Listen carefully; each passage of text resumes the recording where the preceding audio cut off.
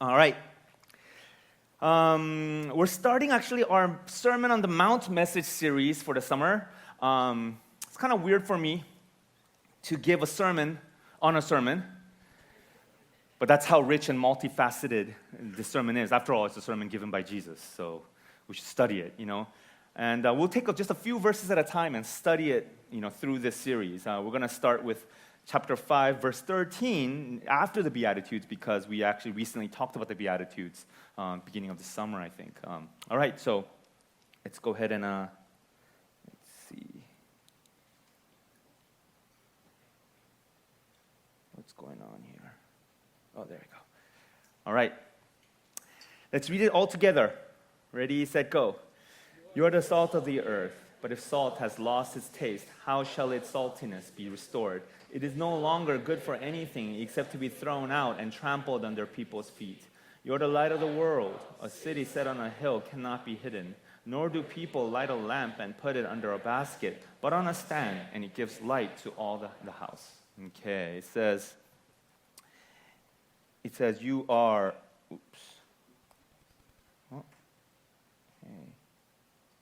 what's going on? No? I can't get my pen to work. Okay. It says, you are the salt of the earth. You are the light of the world.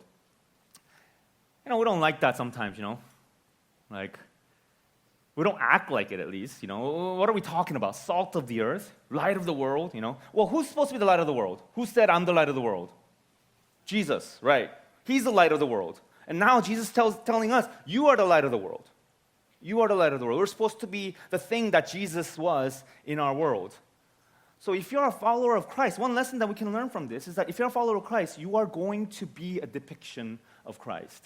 You simply are. Jesus doesn't say, try really hard to be the light of the world. He says, you are. You are the salt of the earth, light of the world. You're going to be a depiction of Christ, whether it be an accurate or distorted picture. A Christian who doesn't want to be a depiction of Christ is still a depiction of Christ. Is still a representative of Christ. It probably means that you're going to be a distorted representation, since that's what it usually means if someone doesn't want to be, a representative of Christ. So this is where we are. You are the salt of the earth. You might say, well, I didn't ask to be some depiction of Christ. I don't want that responsibility. I understand. We have a hard enough time just keeping my life together. I understand. But think about it. What's the alternative? Join the darkness of the world?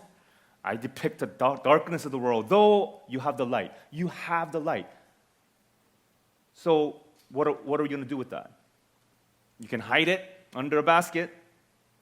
Though you know what life is about, though you have this light in this dark world, what are we going to do? Just live as if you don't know? Live just like the people in darkness, just like kind of meandering about randomly, stabbing at things randomly?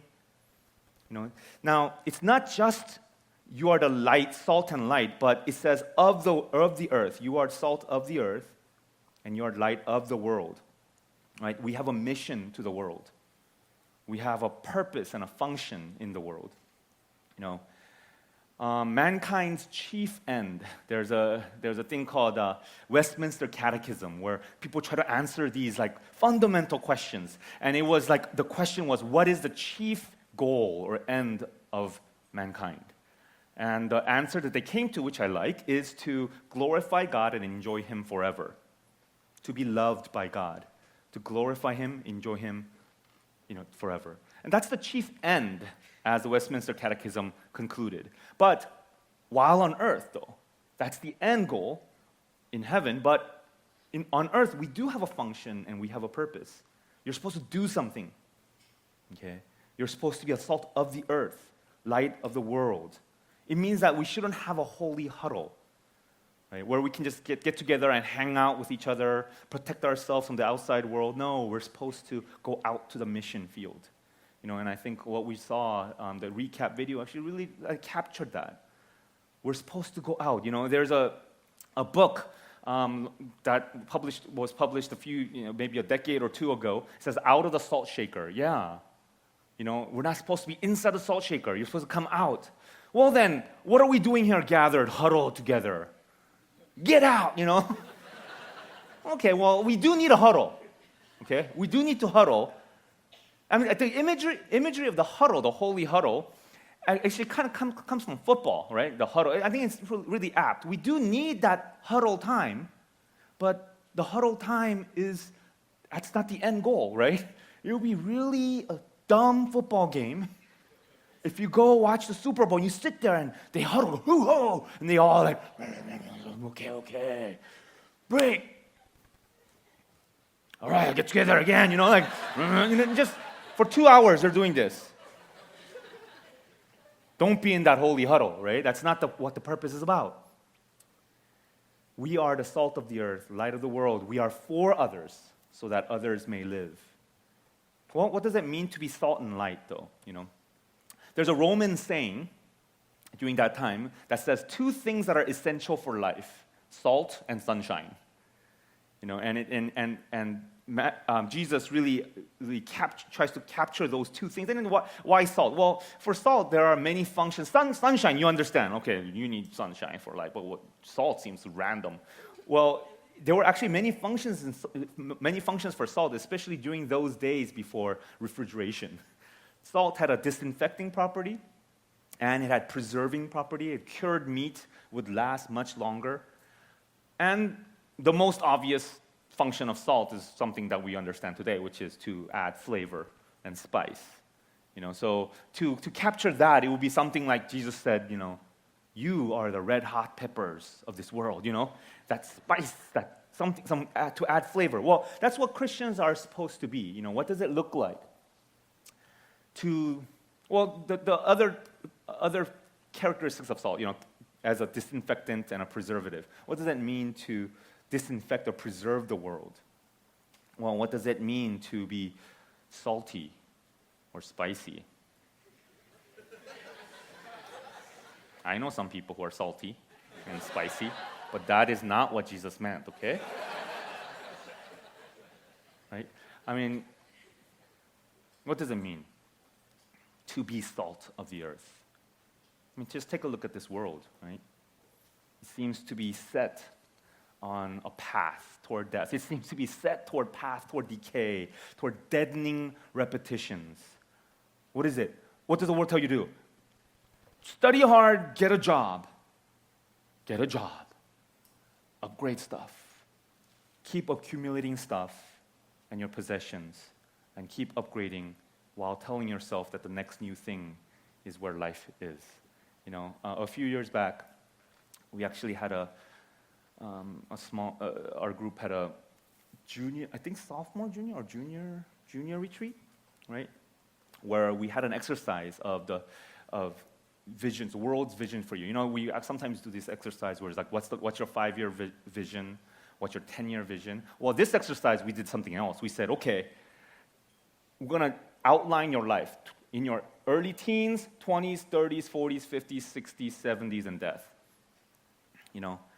And I want you to write down what the world's vision for you during that time period is. Like what you're supposed to do. And people started writing down, like, okay. World's vision, what the world tells me to do during the teens. Well, go to the prom, do this, get into cars, like music, and find yourself, experiment sexually or something, and then try to figure out what you are about. And then 20s, 20s, graduate, get a job, maybe get married. And 30s, you should buy a house, you should get a house, upgrade your career, make sure that you're established in career, have kids. And it seems like it's exciting so far, like, oh, new stuff. 40s, send kids to college, upgrade your job, upgrade your car, upgrade your furniture. 50s, upgrade your furniture, upgrade your car. 60s, upgrade your furniture, right? I mean, what? And people were really struck by it. They wrote it and they were struck by it. They're like, oh my gosh, this is really true, right? That's the world. That's the pattern of the world. We're supposed to be the salt of this world, to bring vitality and life into this dead world. Bring some flavor, man. Tell people and show people that life is not supposed to be this deadening, this decaying pattern is not all there is to life. There are other characteristics of salt and light, of course. There's a disproportionate impact. Both of them, both salt and light, they're very disproportionate in terms of its size. Like, just a little bit of salt is all it needs, And I think this is true of the church. Historically speaking, it's disproportionate. It was a ragtag group of just a few disciples. It changes the world. And also, it should be true of Christians as well. Another characteristic is that there's a drastic contrast with its surroundings. Both salt and light it lives and dies on its contrast, right? Salt, you just need a little bit, to flavor the whole pot of soup. If you have a steak, okay, about this size, like a good-sized steak, you know how much salt you need? I'll just tell you the secret, okay? You get 3 fingers, and you grab a pinch of salt with the 3 fingers, and you sprinkle it on one side, turn it over, same thing, sprinkle on the other side. That's perfect amount of salt. Okay, so that's all you need for a big steak, like an 1.5 inch thick steak, right? Salt, man, it's powerful. You don't want to just down salt by itself because it's so powerful. I did that once. Don't tell. I mean, it was pretzels. Those pretzels in a bag, and I ate it all. And at bottom, there's this brown mixture, and I thought it was pretzel crumbs. It turned out to be not pretzel crumbs; it was salt. And I was like, "Oh, pretzel crumbs," like that, and it went right into my throat. Oh my gosh! I was like, just sucked all the liquid out of my throat, man. All right, and light, you just need a tiny source. Just need a tiny source. You guys, we don't understand that living in our technological society filled where we're getting constant light saturation. But, I understand this. I understand how small amount of light can be so crucial because many years ago, I went on a Yosemite trip. This is days before cell phone, okay? And I took a whole group with me. Went on Yosemite trip, went all the way to Upper Yosemite Falls. And on our way down, we're like, oh, look, we're about one third of our way down of a long hike, actually. And then we said, oh, look at that sunset. And we all stopped. We're like, wow, look at the sunset, man. And we're like, what? And it was like 4:30. The sun was setting because it was a valley, and we didn't understand that, And we're like, no, the sun is setting, go, go, go, go. And then we started running, because nobody brought a flashlight except Tim Fitz, who ran ahead, by the way. And Tim Fitz he just took off. And we have a group of like 50 people running, and then it gets darker and darker, and we have to slow down a little bit. It gets darker and darker, and it becomes pitch black. And there's even foliage, so that you can't see our own hands here. Like when you blink, you can't tell if you blinked. Like you don't know if you blinked or not. You just did I imagine a blink or, like it's that dark, okay? But I had this, a Palm Pilot, okay, and it had this green, faintest glow of a green light. It's not even like as bright as your cell phones or the screen of the cell phone. It's like green LED. It was that, and I had a group of like 50 people. My only source of light. So then there's switchbacks, right? So it's like you can fall off. I mean, you can't really. You'll hurt yourself a little bit. You won't die, but I had to go. Okay, rock, and then because that light was amazing. It lit up about this much. In that pitch black, it was like, oh, here's a rock. Okay, here's a turn. And then as soon as I made the turn, it goes, pass it on. Turn. And so that everybody understands. Turn. And everybody just like train, Yeah, I know what that's like. A little bit of light, that's all you need. It's this contrast with the surrounding, right?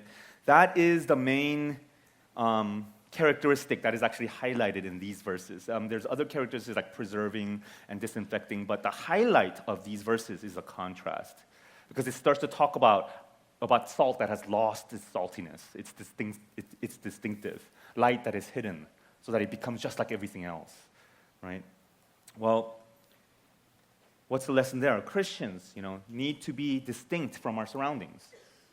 Well, how will we be distinct? Just wear different things? No.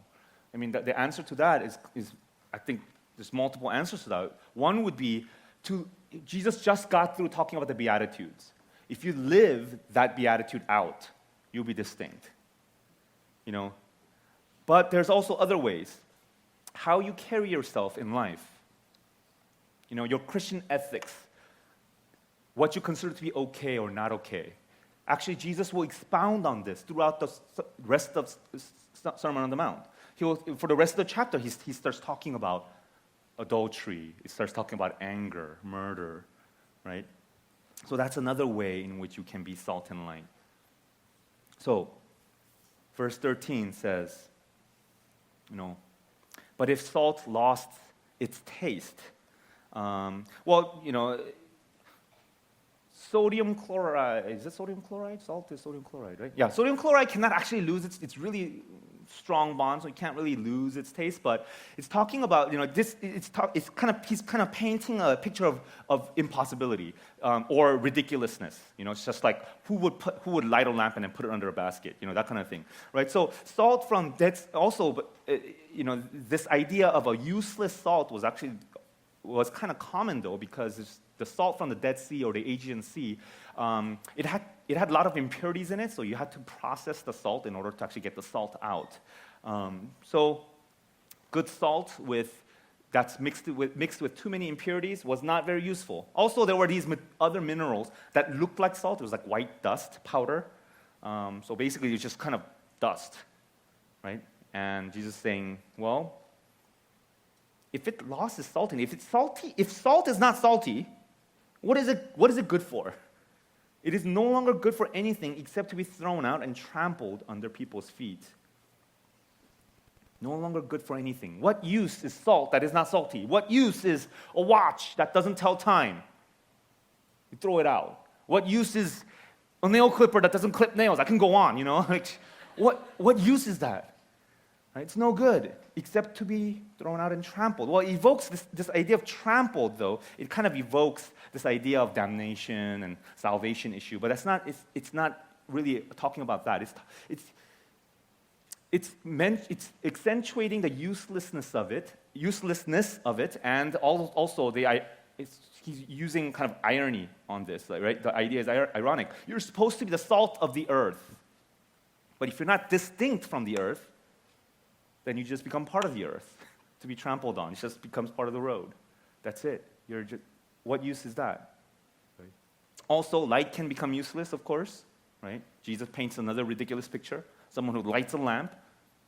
Lamps were these jars, almost like a little jar. Not a jar, but what is that? Oh gosh, I'm blanking out on that word. Not a ladle, but lantern? Is that a lantern? Something that pours water out, like kind of like this tiny thing, kettle. Yeah, tiny kettle with oil in it and with a wick where the kettle spout is. It's sort of like that, and you light the wick, and then it was small. We're not talking about gigantic like LED lamps or LED lights, or even something like a bonfire, right? And then but the rooms were small, so then you light that lamp, and then you put it up high so that it lights up the whole room, But who would do that and put it under a basket? No one does that. But, Christians do. Christians conceal their identity, make themselves invisible as possible. Churches or Christians, therefore, who try so hard to be just like the rest of the world, I think it's a rebuke, That doesn't serve God. It doesn't serve the world. It serves no one. To really try to minimize the distinction between Christians and the world. Instead, what you're supposed to do is shine. In the same way, let your light shine before others, so that they may see your good works and give glory to your Father who is in heaven. Christians need to be visible. Christians need to shine like stars in the night. It needs to. The context is that it's darkness. It's light. It's dark, but then there's light in the middle of the lamp, and in the middle of the night, right? We're supposed to shine like stars in the night. Man, that would be nice. Then the world can sing. This is kind of corny example, but I got it from a commentary. It says, "Let the world sing, twinkle, twinkle, little star." What's the next words? Wonder what you are. Yeah, that's profound. How I wonder what you are. If you're a star, then let the world, man, wonder that. Yeah, profound. But only if that were that simple, right? But, to be a light that shines in the world, what does that look like? We're not necessarily just talking about visibility of political platform. In fact, that's not the primary way in which Jesus is talking about this. We're talking about good works that leads others to give glory to God. Well, so this is summer. So I think this applicationally we can start asking ourselves these kind of questions. What kind of influence? What kind of a light source are you? What kind of influence are you in your family, in your classrooms, in your workplace, your friends, among friends? I know that might be a very painful question to try to answer because it's sort of like I'm barely visible. I'm like, it's not even a candle. It's like a little Palm Pilot, But that's at the same time hopeful. Because even if it's just a little bit of light, then if it's just a little bit of light, you won't be able to read anything on it, by it, but still just enough to keep you from being totally lost. So the key is to not hide it under a basket. So if you go to a really dark place, no matter how little of light you are, it's crucial, because that bend, people will know. So the key is to not hide it under a basket. So I guess one way we can apply this is to let people know that you're a Christian. I think this is kind of apt because for some people, you guys might be in transition. You guys might be going into a new work environment, new grads, getting new jobs, and things like that. Or summer job, internship. Let people know. I thought it was Jim Elliot who said this. I was trying to look it up, but I couldn't find the exact quote. But there was somebody who had a younger sister, a missionary who had a younger sister who asked him, what's your recommendation? I'm going into a new school. What's your recommendation on what I should do, how I should live out of my Christian life? And he said, on the first week, let everybody that you know, let everybody that you meet know that you're a Christian. Like people that you're going to live with, let them know right away that you're a Christian. Because if you just want to slowly ramp up to that, later, I'll just be cool with them, and then later, about a month later, 2 months later, I'll kind of reveal it to them. It just gets more and more awkward. 6 months later, hey, by the way, you're a Christian? What? Then you don't want to face that, right? So, yeah, there was a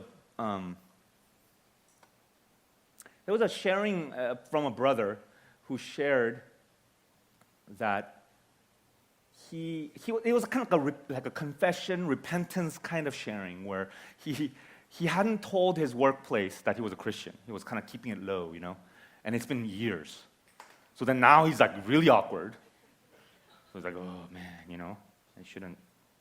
Oh, what am I gonna do? I'll just kind of fly under the radar. It's okay, like that. And then one of his peer brothers or one of the younger brothers was applying for that job. And then he found himself praying, please don't let him get that job.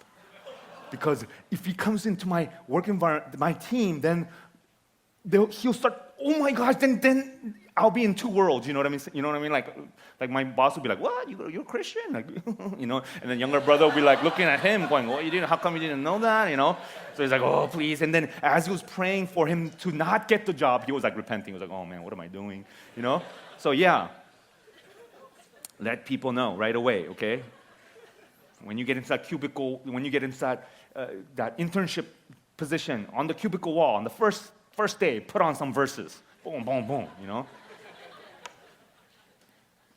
Yeah, don't put it under a basket.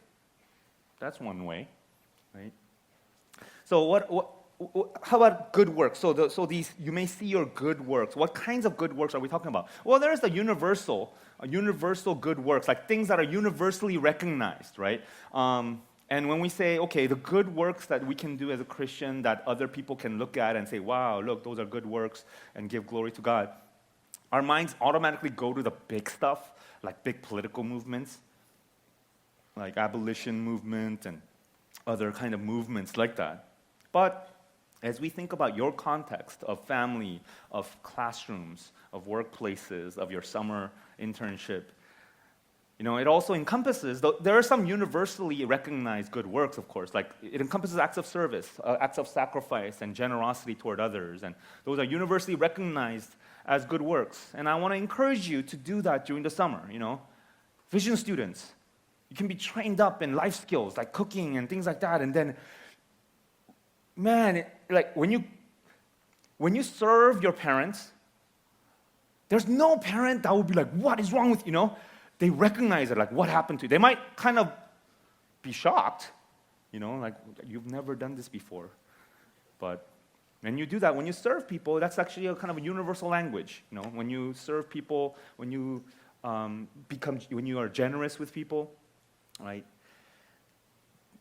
So there is this kind of universally recognized good works, but the you in the beginning of this passage, you are the light of the world, you are the salt of the earth, right? That you, the original language is actually called emphatic you, which is like you, it basically means you and only you, okay? It's an emphatic version of that word you in the original Greek, right? You and only you are the salt of the earth. You and only you are the light of the world, right? So, to be a little bit more accurate about that would be like, what is the light or the good works that makes Christians distinct, that only Christians can perform? Also, it's the kind of good works that gives glory to God, right? So, for that reason, Martin Luther said this. He says, Matthew does not have in mind, and he's talking about this verse here, Matthew does not have in mind the ordinary works that people should do for one another out of love. Rather, he is thinking principally about the distinctly Christian work of teaching correctly, of stressing faith, and of showing to strengthen and preserve faith. This is how we testify that we really are Christians. Right? So, most commentators think that was a little bit of an overstatement to say that it's just teaching and sharing the gospel, because I think that's kind of true. Like what we need is a combination of the two, right? As we share the gospel, if people see our lives transformed, and they see our lives as a life of love, of self-sacrifice, and instead of going after the world, we live out the Beatitude, where we're poor in spirit, where we mourn, we're meek, and we hunger for righteousness, we're merciful. When people see that, man, you will be different from others. You will be distinct. That will be the light. One more characteristic of salt and light is that they both spend themselves. They get consumed as, in order to produce the effect, right? Salt melts. The oil in that little thingy, kettle-looking thing, it melts or it burns off. Right? So what does it mean to be consumed? Well, actually, the truth is that you do not get consumed. That the experience that I can testify to you and many people can testify to you is that we don't get actually consumed as we live out the gospel. We actually grow. We actually grow in our capacity. But subjectively, it feels like you're melting. That means, the lesson there is that it's not going to be easy. In order to be salt and light, it's going to take self-denial. It's going to take for you to die to yourself in a way, to sacrifice your time. And I know that for many people, especially in Berkeley area, there's a lot of that going on. Like there's a lot of chances for you to die to yourself going on, especially during this time, especially during moves, right? All the moves and move-ins and move-outs and people that you have to help. And just as you are like, okay, I'm going to settle down. This Saturday, I'm going to settle, man, and just finally get my little things in order, set up my desk, and then there's, your peer brothers or sisters say, oh, can you help me move? I have a lot of stuff. And you go there like, no, why, right? And then you go, but I should, right? Because my own moves are hard enough. I mean, you want help others, help other people? I'm melting, man. I'm just melting. That's what's happening with me, right? Like yesterday, the screen. I don't know if you noticed, but the screen has some streaks, It's because the screen is like oily for some reason. We don't know why. Okay, so then Sam Kim got a bunch of us. I mean, I was involved too because I was tall and long arms, so they needed me, I guess. And so then we had a Swiffer, and we had a towel on the Swiffer, and we're just Swiffering the screen, just spraying, and then spraying Greenworks, and then Swiffering. And at the end of all of that, we looked at it, and there's more blotches. And subjectively, it feels like, man, what is life? And my time is wasted. And why am I doing this? Why am I doing this, I have a message to prepare for. Like, why am I doing this? But I got to rebuke that. Whenever you feel that, you have to learn to rebuke that voice. And you know what? As you do so, you will come out with greater resilience. You come out with greater ownership. Not, of course, fellowship as well. But that's how you become salt and light, to sort of subjectively go through the experience of melting, subjectively go through the experience of like, I'm spending myself for others. And that's how you ultimately become different from the world, because that is very different from the world, isn't it? That is very different. People will see that and maybe they won't see it for a while, but they'll recognize it. Like, what? Why would you do that? Salt and light. So let's accept the responsibility and the burden that this distinction puts on us. You are salt. You are the light. So you must not conceal it. This next section that I'm going to go through pretty quickly, it talks about Christian ethics. And then it starts out by talking about a controversy, right? It says, "Do not think that I have come to abolish the law or the prophets. I have not come to abolish them, but to fulfill them. For truly I say to you, until heaven and earth pass away, not an iota, not a dot will pass from the law until it all is accomplished." Yeah, there was a controversy around Jesus, because he went around healing on the Sabbath and things like that. And so the Pharisees were wondering, why do you do that? Why do you do that stuff on Sabbath? It seems like you're here to abolish the law. So he's kind of addressing that controversy. In fact, this is the same idea that actually it's pretty common even today. Christians today think that Jesus sort of abolished the law because now it's all about grace, so that there's no more obligation to live morally, the obligation is just kind of like a totally side thing, or doesn't really ultimately matter. But Jesus says, no, I am here to fulfill the law. I'm not here to abolish them, but to fulfill them. Well, fulfill, that word fulfill, it has multiple meanings. So one meaning is that he's come to fulfill the predictions about the Messiah. That's definitely true. Another meaning is that fulfill is to fill up. Okay, so meaning it's like a cup is half full and Christ fills up the rest. So this is like a full revelation of the law. That's what he's saying. But in one sense, those Jewish laws, things that are meant to reveal Jesus, like the ceremonial laws and things like that, have become obsoleted, and we as Christians are no longer bound to live by them. And actually, even Jewish people can't live by them anymore, because as if to make the point very clear, the Jewish temple got destroyed and to never be built again. Although there's been many attempts to rebuild the temple throughout the 2 millennia, we were never able to actually build it. So there is a sense in which that law has been obsoleted. We're no longer bound to it.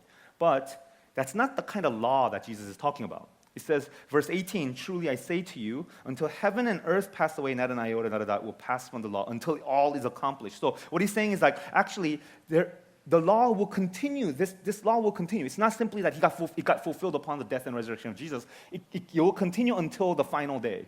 And then it gets somehow accomplished. Everything gets fulfilled.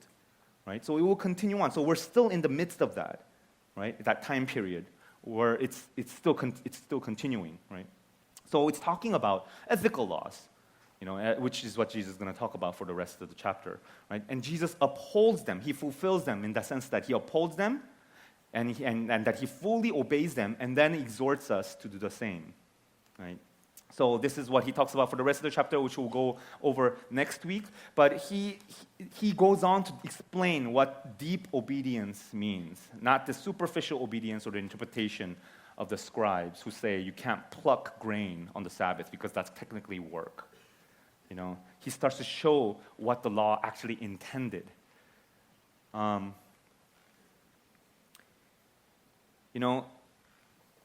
Stott, who was one of the most prominent theologians of the past century, I guess, said that every generation has a group of people trying to abolish the law. Their counterparts today seem to be those who have embraced the so-called new morality, for they declare that the very category of law is abolished for the Christian. Though Christ said that he had not come to abolish it, that no law any longer binds Christian people except the law of love. So what he's saying is like, this is a problem that people say we're no longer, like we're free because of grace, so therefore we don't have to actually obey the moral exhortations. And they directly contradict what Jesus is saying here. Right? So it says, therefore, whoever relaxes one of the least of these commandments, okay, Jesus makes it very clear here, relaxes one of the least of these commandments and teaches others to do the same will be called least in the kingdom of heaven, but whoever does them and teaches them will be called great in the kingdom of heaven. For I tell you, unless your righteousness exceeds that of the scribes and the Pharisees, you will never enter the kingdom of heaven. Man. Now, this ought to shock you a little bit. So the expectation here is not to relax the law, but to obey them, and also supposed to teach others to obey them.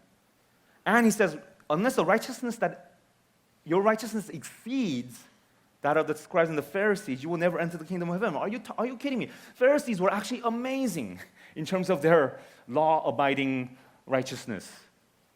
They figured out that there were 248 commandments in the Old Testament, and they figured out that there are 365 prohibitions in the Old Testament, and they really, really tried and aspired to keep all of them. Are we talking about like the Pharisees scoring 210 points out of 248, and Christians need to score 230 points? No, that sounds like a gospel of works, doesn't it? Is Jesus talking about gospel of works where you get salvation, through works? No, he's talking about a deeper obedience, a deeper righteousness. Right? Think about what Jesus is about to say. Those of you who are familiar with the rest of chapter 5, he's actually seems to increase the standard, right? He says, you have heard it said, do not murder. But if you have an angry thought, that's murder. You've committed murder in your heart. You heard it said that do not commit adultery. But if you look at a woman lustfully, you have committed adultery in your heart. Right? So what is happening here? It's like Jesus saying, I've come to fulfill it, and then he ups the ante. What's happening? Well, it turns out what the Pharisees tried to do, and this is fascinating. I mean, I would love to get into this more, because as I was studying Mark and studying this chapter, I started studying the Pharisees. Started to do a kind of a thorough, or at least like thorough overview of the Pharisees and what their problem was. And it's just been really fascinating, and I'm looking forward to like the rest of Matthew to try to understand that with you. We always think that Pharisees were legalistic in the sense that they were too much. They made it too hard. Actually, what happened was they made it easier for themselves. by trying to define what work is, by trying to define what adultery is, by trying to define murder. Okay, as long as you don't kill someone, you're fine, right? So they made it easier, and that's what they ended up doing, right? Sort of like, for example, it would be like the demand to love my wife. That's really difficult. I'm supposed to love Sarah. Okay. But if I say, okay, give me a checklist. You know what I mean? The moment I go, okay, define love. She goes, what do you mean? Yeah, define, okay, like breakfast, anniversaries, celebration, what else? What else do you need? And then I start coming up with it. Okay, I need to do this, I need to do this, and cherish. Okay, well, I need to cherish her. Cherish means like, in this situation, do this, in that situation, you know? If she's stuck in the middle of the city, then I need to go pick her up. Nice. But if she is, well, is that like every time? Every time? What if I'm like in Oregon? Do I need to pick her up? No, that would be ridiculous. So what's the distance? See, that's the thing. Like, what's the distance? It's this desire to define things, to pin it down. That's what the Pharisees were doing. And in effect, it actually made it easier for them. Because as long as they didn't commit murder, they didn't kill somebody, it's okay. As long as Sabbath law, okay, we want to define work, make sure it's not work, okay? But then they say, okay, but I really need to get that done on Sabbath. So, and then they can hire a Gentile person to do, hire the day before. On the day before, you arrange a Gentile person to work for you on the Sabbath, then it's okay. You know what I mean? It's like, oh, you found a loophole there. Right? And that's what people were doing, right? They restricted the issue of swearing to just certain oaths. They wanted to increase, when it comes to divorce laws, they wanted to increase the permissions clause to include not just adultery, but actually not just indecency, but just any kind of husband's whims.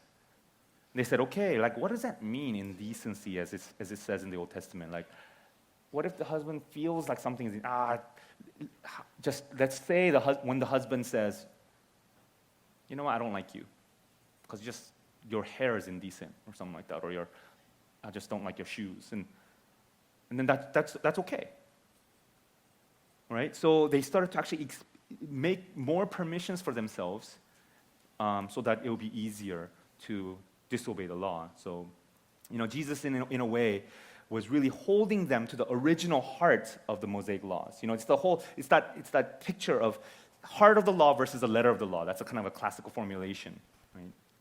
While the Pharisees tried to define it, they tried to define the law, but Jesus went back to the original Mosaic laws. And that's why when Jesus goes back to the original heart of the Mosaic laws, it feels like he just upped the standard, because we are sort of very much like the Pharisees. And we feel like, what? I just need to pass the law, man, but then you just seem to up the ante there. Right? So our righteousness, it really must be pointed toward God. Well, let's just end it there, because I ran out of time. But no, when your heart is in line with God, and your heart is right with God, which is the heart of love, I can tell you that our experience of Christian life will be transformed. You know, it will no longer be about duty, but it will become our desire to do even more. It will become, your desire will be to do even more, not to go, what can I get away with? You know, what is sin? And as long as it's not forbidden in the Bible, I can do it. We'll move away from that kind of thinking, and we will actually desire and hunger for righteousness. We will hunger to exceed the righteousness of the scribes and the Pharisees. And I hope that all of us can really move toward that kind of a heart that is in line with God. All right, let's pray.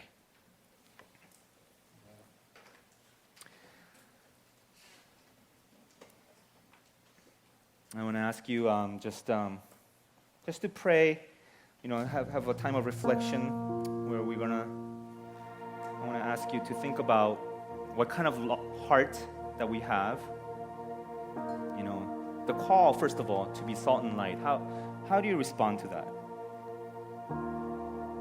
The call to be salt and light. You are the salt of the earth. You are the light of the world. Can you embrace that and say, okay, the earth and the world, man, that seems big, but how about you are the salt of your family, you are the light of your classroom, your internship, your workplace. Can we just offer up a prayer? Lord, I know that I can't offer much, but I want to be the salt and light of this world. How about your understanding of the law? How about your understanding of moral exhortations in the Bible? You know, have you had the approach of just trying to get away with as much as possible, trying to define it so precisely as to make things permissible for you? Jesus said, unless your righteousness exceeds that of the scribes and the Pharisees, you will not enter the kingdom of heaven. You're barking up the wrong tree. You don't understand what it's really about if you're approaching God in that way, in terms of do's and don'ts, and in terms of what you can get away with. Can we love God? Can we love God? As we think about those things, let's just offer up a prayer of commitment, confession, or repentance, or just a vow that we can make before God. Let's pray. Father, help us to embrace your calling for us to be salt and light in this world. Lord, help us not to put it under a basket.